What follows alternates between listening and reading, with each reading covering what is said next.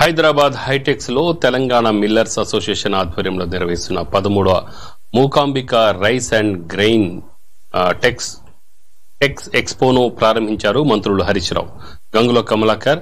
ఎక్స్పోలో తిరిగిన మంత్రులు ఆధునిక యంత్రాల పనితీరును నిర్వాహకులను అడిగి తెలుసుకున్నారు. ఈ సందర్భంగా తెలంగాణ రైస్ మిల్లర్స్ అసోసియేషన్ ప్రతినిధులు రాష్ట్ర ప్రభుత్వానికి కృతజ్ఞతలు తెలిపారు. తెలంగాణ ఏర్పడ్డాక పరిశ్రమలు నడవడానికి కూడా కరెంట్ లేక పవర్ హాలిడేలతో ఇబ్బంది పడే పరిస్థితి ఉండేదని, ప్రస్తుతం అలాంటి ఇబ్బంది లేదని తెలిపారు. ప్రభుత్వం మిల్లర్లకు అండగా ఉండి రైతుల ప్రయోజనాలను కాపాడుతుందన్నారు. తెలంగాణ ప్రభుత్వం సమృద్ధిగా నీరు, కరెంటు అందజేయడానికి దూరదృష్టి ముందు చూపే కారణమని మిల్లర్స్ అసోసియేషన్ ప్రతినిధులు అన్నారు.